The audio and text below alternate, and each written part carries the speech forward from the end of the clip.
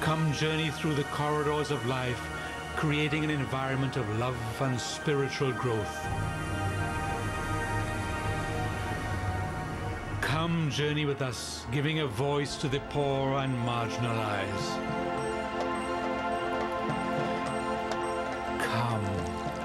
Come journey with us, and let the waters of life fill you with good news. Trinity TV, that you may have life.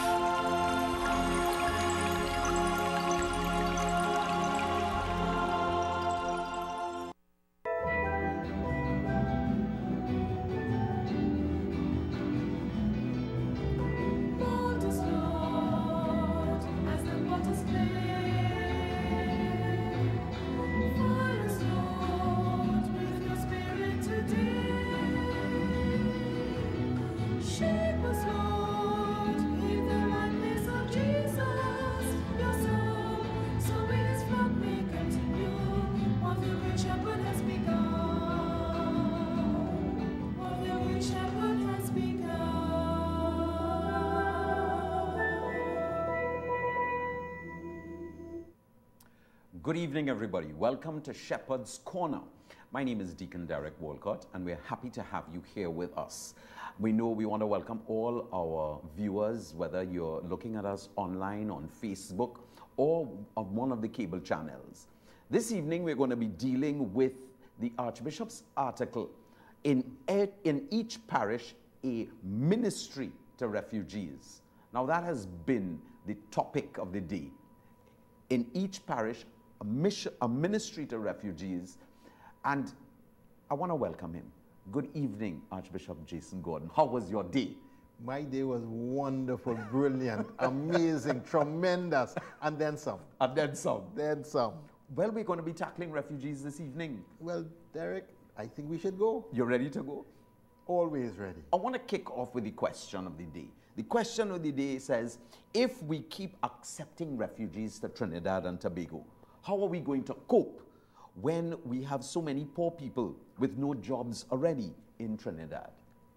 You know, the Catholic Church has a wonderful principle. It's called the common good. And it's a very important principle in Catholic social teaching. You know, too far left is right, and too far right is left. That's when you go down circle. Yeah. And the common good is not a numerical thing, but it is a good for the people. And what is the common good? What serves the common good is a real question that we have to ask. If we were to accept 1.3 million refugees, that will not serve the common good. Yeah. Because we'll have total mayhem in our country. If we were to close our borders and accept nobody at all, that will not serve the common good. Because we would then be a society that is looking only after ourselves and not after the common good. And the real challenge facing Trinidad and Tobago is what serves the common good. And that's what the real debate is about. And nobody has an answer. I don't have an answer. I don't know if you reach 1,000, is that enough? 2,000, 10, 25, 100? The common good is served only when we are doing what we can do to welcome, to protect, to involve, to integrate, to promote the refugees and the migrants into our society. And when we are doing that, we will have a sense that, you know, we've reached a limit now, and we can't accept more, because what we have now is what we could possibly cope with, and any more would be too much. But we haven't started as yet to really open our communities, to work with these people who have come for various reasons, and to work with them to at least, even if in the brief time they're here or the long time that they're here, to help them to integrate into our society and help them to live with human dignity. Your article, the headliner, is in each parish a ministry to refugees. Now, that's a pastoral challenge. No. A ministry to migrants and refugees.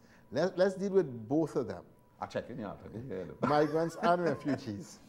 Migrants and refugees. You want in every parish, a ministry.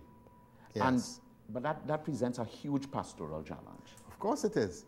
But we're facing a huge pastoral challenge. We have people who have come, and for whatever reason, would you leave Trinidad and Tobago today to go to a country tomorrow without a visa, without papers, without a job, without being able to work legally? Would you go and do that? I would have to be a madman. Okay. So people leave their country only when there's a reason to leave. Whatever the reason is, good, bad, or indifferent. Mm-hmm. The job that we have in our country is to screen everybody who comes and then discern whether this person should be here or not. Mm-hmm. If they should be here, then we have to welcome them. Well, you know, what is happening is that because of the news, because we see what's happening in Venezuela, people are apprehensive. Mm-hmm. People are apprehensive because what they are seeing is a country where people seem to be starving. There's no food. There's absolutely no food on the shelves. The basics are missing, and therefore they're also seeing, okay, shooting, violence, and so on. There's social turmoil in Venezuela right now. Right, and they're afraid it comes across the border. Well, as it always will, as it will. In 1810, when Venezuela had their revolution, it came across the border. It came here to us in Trinidad and Tobago. It not only came here to us in Trinidad and Tobago, but two classes of Venezuelans came. Those who had money, and in fact, we had some French speakers who left Trinidad and went to the main. When things got rough, they came back to Trinidad. So we exported them and we imported them back again. Right. But we also had what is called the cocoa piols, which were the peasants who came and were the backbone of the cocoa industry. And they built the cocoa industry in Trinidad and Tobago over the 1800s.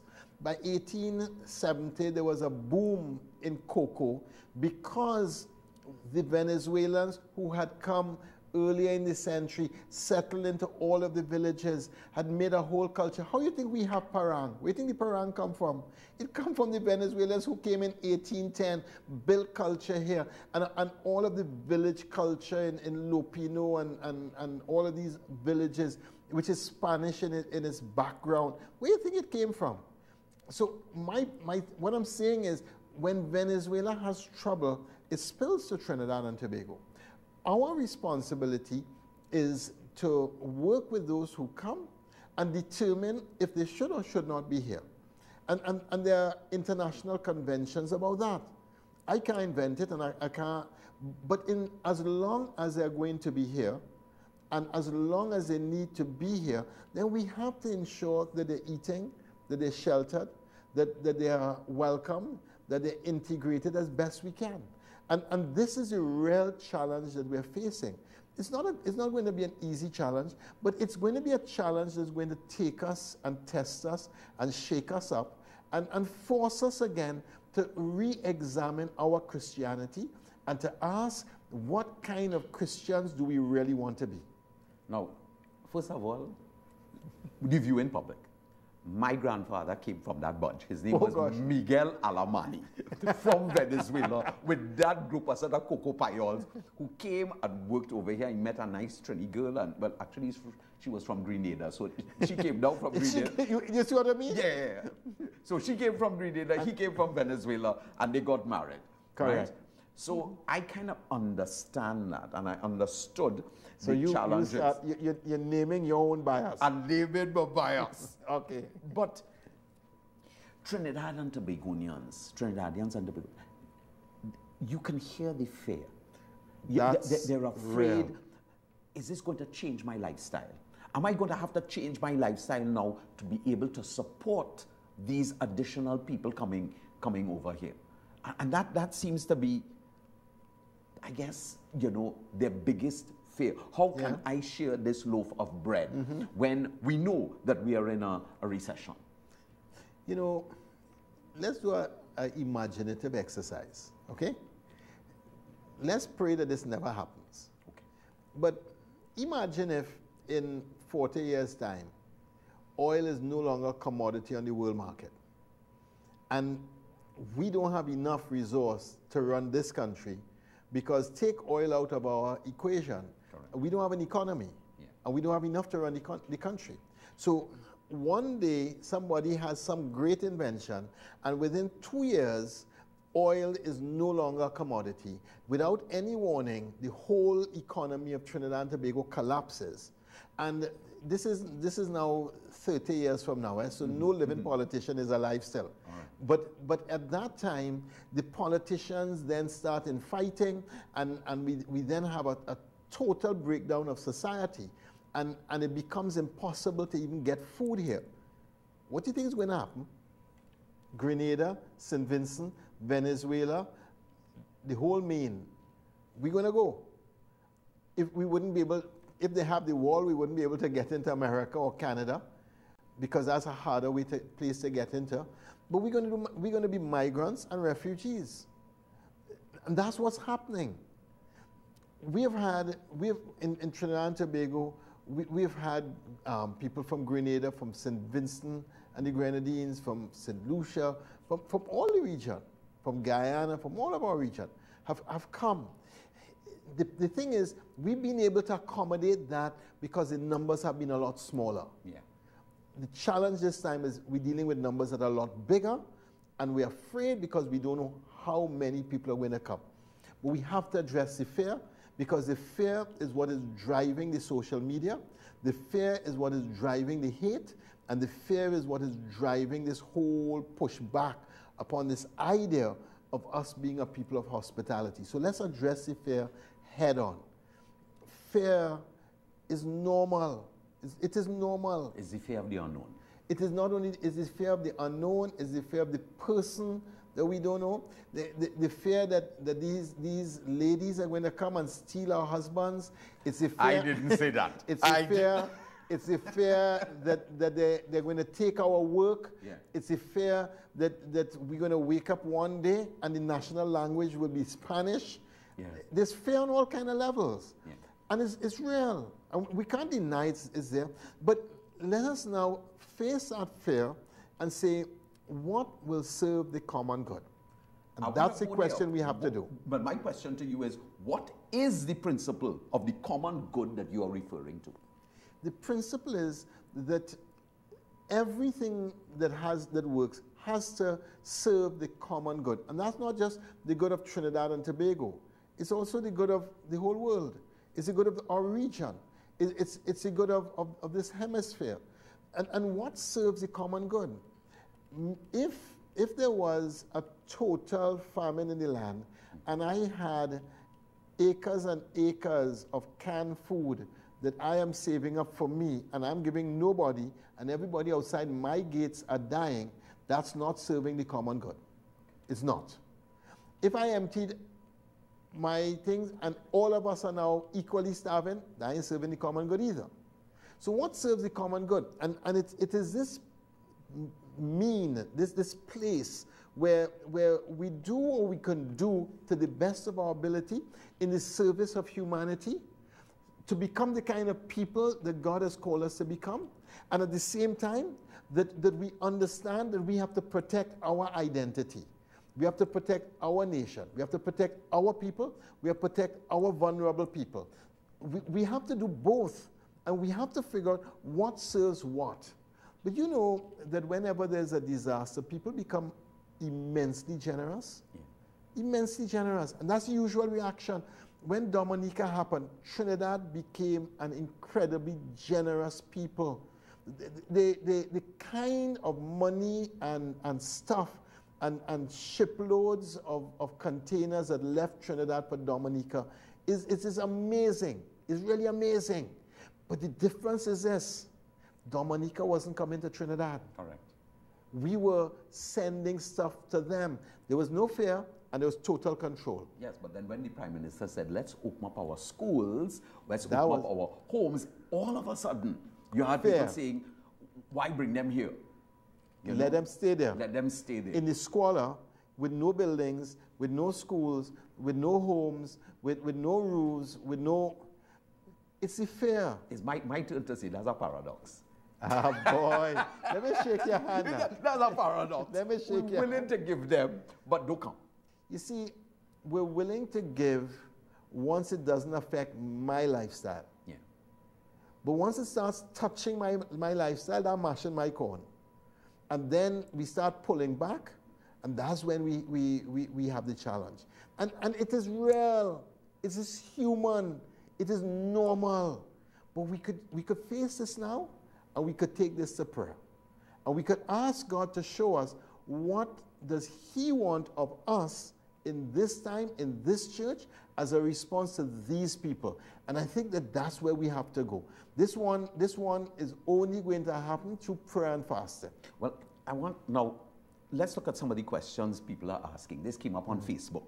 How many can we afford to take? That's one of the questions. How can we verify who is coming in? And recent news reports have stated people were caught smuggling drugs and guns into the country as early as last week. So you have these three questions that are in people's let's deal with the minds. last one. Let's deal with the last one. You like the last one? Yeah, because people have been smuggling guns and drugs yeah. as early as 25 years ago. Yeah. That's not new. That trade has been going on for a very long time.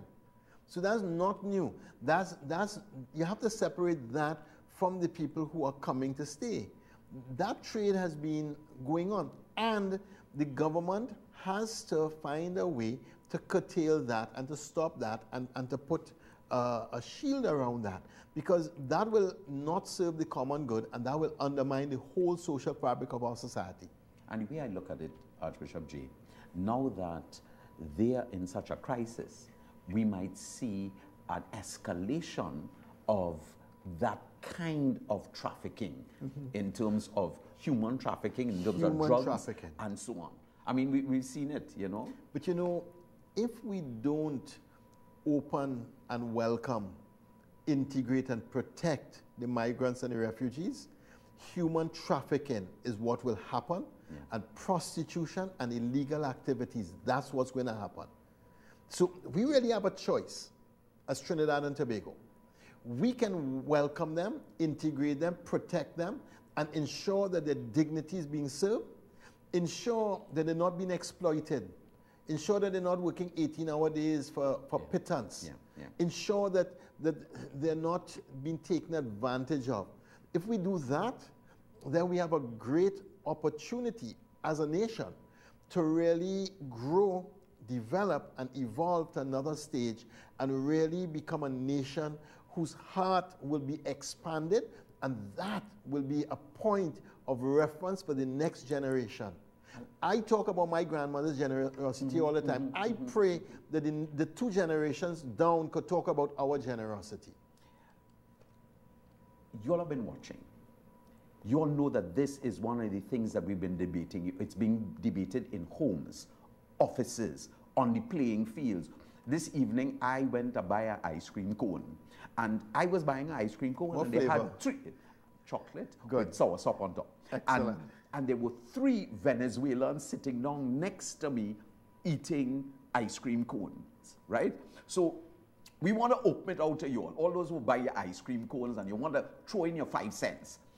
What is challenging you about this refugee status? What is challenging you in terms of how do we cope? What are the burning questions that you have for the church, for the Archbishop, as well as, you know, we just celebrated the 104th anniversary of World Migrant and Refugee Day. Right, and you were just by the Holy Father. And you were just in Rome.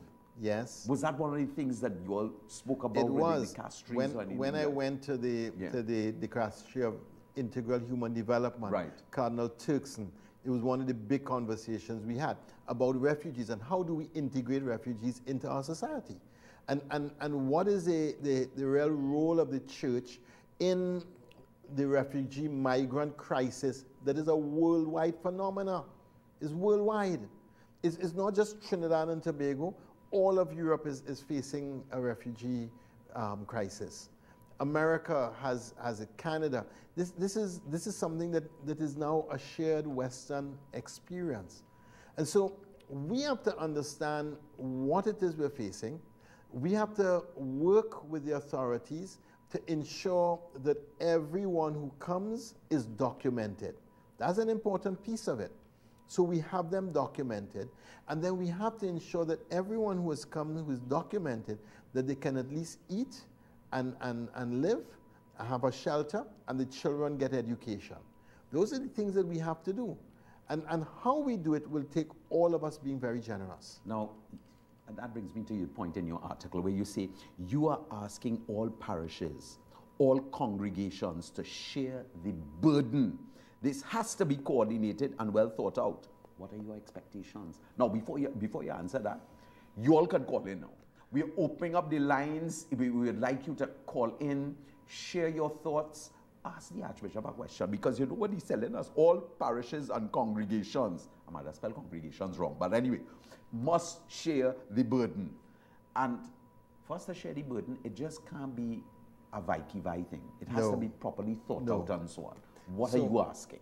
I am asking that people volunteer for a ministry in the parish for migrants and refugees. Go to your parish priest and volunteer. Tell them, I would like to volunteer for this ministry.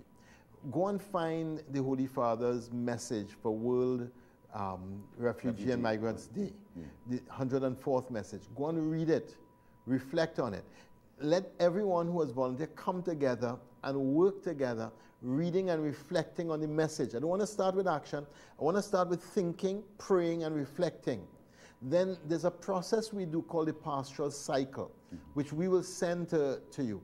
We're going to give you an email address for you to contact us and say, we are thing, and this is the contact person. We're going to send you a process called the pastoral cycle, where you see, you judge, and then you act. And we ask people to do this reflection. And then after that, the list of actions that they have is what we'll ask them then to start engaging in. We will bring all the groups together and listen to the action plans of people. Right. We'll do some formation. We'll help people to understand what the law says, what the legal requirements are, what the registration process is that is needed, how people do this, and all the clear boundary pieces on the one hand, but all the pastoral pieces on the other hand. We do a formation for people on this. And then while all of this is happening, we'll ask you to start with one family, then 2 families, then 3 families, and see what you can do. Every little bit is going to count in this challenge. Good evening. We have a call. Good evening. Hello, good night. Good night. Archbishop, the Deacon, and all the viewers. I think you have clarified the position with respect to your position on the refugee issue, because the initial statement that was made that Trinidadians were too stingy, it kind of contradicted one of the things you just said when the Dominica crisis took place. Trinidadians have always been generous, and I think too that the people need to understand that the role of a government is to protect its citizens first. So when the 82 people were sent back, the issue is they were in the detention center for already breaking laws. So if your position is, which is what the government's position is, and most of us, that if people are applying and they're coming through an orderly process, then that is no problem, and we've always been been generous to and open to that. But the way how everything rolled out initially, it really left a poor taste in a lot of the persons who heard the statement that Trinidadians were too stingy. But I think you've clarified the position, which is actually the same position of the government. Orderly. Let us deal with this orderly, because we have our citizens to take care of. And one other thing, when I go through St. James and in the market and stuff, and I see Venezuelans working, I have no problem with that. But I do think also of the Venezuelan who is packing a bag in the grocery, the Trinidadian who was replaced. I do think about that person. Have a good night. Thank you very much. Thank you for your comments. Good. You've asked us to read the Holy Father's message for the 104th World Day of Migrants and Refugees. And in it, he starts with welcoming, protecting, promoting, and integrating migrants and refugees. That's the headliner. That's it. You know, welcoming. Those are the 4 verbs he's asking us to do. Correct. You know, and he also quotes from scripture from Leviticus 19:34. Yeah. He says, "You shall treat the stranger who sojourns with you as the native among you. Yes. And you shall love him as yourself, for you were strangers in the land of Egypt. I am the Lord your God." Yes. We have, in the Christian tradition, we have this thing with the stranger because Israel was strangers in a foreign land and they were treated badly in Egypt. They were strangers in a foreign land when they were through the desert. They were strangers in a foreign land when they entered into the promised land. Yeah. So we have this thing, and in the Old Testament it's very clear. You have to welcome the stranger and treat them well. And this wasn't, there are no limits to it, you know. You have to welcome the stranger and treat them well. Why? Because you yourself were strangers once. There are very few, no, actually, let me take that back. There is nobody living in Trinidad and Tobago today who originally came from here. Right. We all came from different places. Yeah. And I use the Black Stallion song on that. The Caribbean man came on the same ship, just a different trip. Yeah. The Caribbean man. And we have to remember that too. It's just when we came. And you know, there's something about immigrant society that an immigrant who has been here for 1 or 2 or 3 or 4 generations forgets that they were immigrants at one stage. Yeah. And then forgets that the new immigrants are going through what they did when they first came. It's as strange for them now as when your ancestors first came to this land. And that's something else that we have to work with. But we have to find a way to deal with the fear that we are facing and face this fear honestly and name it for what it is, and then ask God to help us to move beyond the fear to whatever God's will is in this situation. I want to go to the Holy Father's address. Could I? Yes. He says, "Throughout the first years of my pontificate, I have repeatedly expressed my particular concern for the lamentable situation of many migrants and refugees fleeing from war, persecution, natural disasters, and poverty. This situation is undoubtedly a sign of the times, which I have tried to interpret with the help of the Holy Spirit. Ever since my visit to Lampedusa on the 8th of July 2013, when I instituted a new dicastery for promoting the integral human development, I wanted a particular section under my personal direction for the time being to express the Church's concern for migrants, displaced people, refugees, and victims of human trafficking." Yes, the migrants and refugee deaths within integral human development dicastery answers directly to the Holy Father. Yeah. Directly. And why? Because this is something that he is personally involved in, and you'd see the number of times that he's gone to meet refugees, or refugees have come to meet him. Yes. I think one of the first times he left the Vatican, he went for a one-day trip to meet refugees and came back. So this is something that is personal to him, because this is a serious challenge in our world today. It's come to Trinidad and Tobago, but it's a global challenge. I think when I was reading the history of, Bergoglio, the now Pope, that his parents also were migrants. Yes. And they came into From Italy into Argentina. Correct. So he understands that whole... He knows what it is to grow up as a migrant. Correct. He grew up as a migrant. Yes. So you met directly with that dicastery. Yes. All the bishops. All the bishops. We sat with Cardinal Turkson, and we had the person there who was responsible for migrants, And so that's an umbrella dicastery that has several different things. So it has the social justice piece, it has the migrants and refugees piece, it has a number of different pieces in it. And we had a wonderful conversation. And in that conversation, we talked specifically about migrants and refugees and what was happening. And I said to them, you know, in my country, in the beginning when I first came in January and I asked, it was over 30, 40 migrants, refugees a week that were coming in. When I asked another time, it was 60 something a week. I said, before I left, when I asked, it was over 100 a week that's coming. Right. That's right. And the escalation is frightening. And we talked about it, and they said, you know, this is a phenomenon that we're facing all over the church, all over the world. And we as church have to set the tone in terms of how we relate and how we allow the crisis, because if we set the tone for it, then there will be a human face and a face of love and mercy. And then the society would be able to do what it needs to do, and the government will be able to do what it needs to do, which is protect the common good. Let me ask you a question. You said last week when we were talking about your visit to Rome that there were about 18 bishops. 20. 20, all right?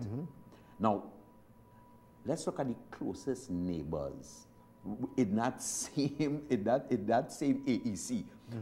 Did Guyana have that same challenge? Yes. Guyana has Brazilians, Venezuelans crossing there. Yes. Suriname, Yeah.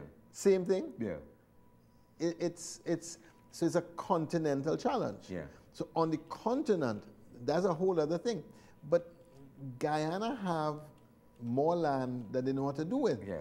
They are the size of England, which has 50-something Bigger than million England. people. Yeah. And they only have about 800,000 people right. living there. Yeah. So the landmass is huge, Yeah. which is different from us. Right. And I suppose our small size makes it more acute Right. for our people because You must see them. You must see them, and it's a huge nation. Right. It's not small. But remember, it is not only Venezuelans who are here as refugees. That's Long correct. before the Venezuelans were coming this year, we've had people from Cuba, people from Syria, Bangladesh, Africa, Correct. from all over the world. Yeah. We have people here. I mean, I remember we had a refugee living with us in our household many years ago. Yeah. And you know, so this is, the refugee coming to Trinidad is not new. Yeah. The escalation because of the whatever crisis is happening, that's what is new. We have a call. Good evening. Good evening. Hello, good evening to you, Your Grace. Hi. And Deacon, Reverend Deacon. Only one thing in your article that impacted me is when you mentioned that Jesus was once a refugee. And I say so much times in my prayers that he is my refuge, he's mountain of refuge. You dwell so many with Psalms and Scripture, we refer to him as our refuge. Yes. So what I want to know is in Venezuela, is that a Christian country, Your Grace? What a Christian country? If people over there, the Christians over there, if we're supposed to hide in Jesus and persecute them is part of the Christian culture, it's not making sense to me that Christians have to run somewhere else when they have Jesus in their own place. And then also with the parishes, in the book of Acts, we are told that the different churches, they were left to build up themselves. But the parish is not getting a chance to build up themselves. St. Francis Church, we still owing. We can't get a church built. The one in Corapo, the schools, not enough schools for Catholic children. We have so much work to do. And then the Prime Minister recently from Dominica say he have money to build an airport because he didn't touch that money. So they take our money. Can I get to hear to this? feed the people, and they keep in their money to build up themselves. I think something not making sense with me here. I figure out we're supposed to strengthen ourselves first before we help other people. And then not only that, everywhere they usually, when it's talking about refuge, there's always a place. Cities of refuge. Jesus went to a place of refuge in Egypt. What place are we going to put them? Where are we going to put them? Even Okay, so the quote that you're quoting, I think you're misquoting it. What I said is Jesus is a refugee, not a refuge. Jesus, Mary, and Joseph, the Holy Family, was a refugee family. When they had to leave the Holy Land and flee from Herod, they went into Egypt and they lived there until Herod died. They were refugees in Egypt for that period of time while they had to wait until Herod died before they could have come back into their own land.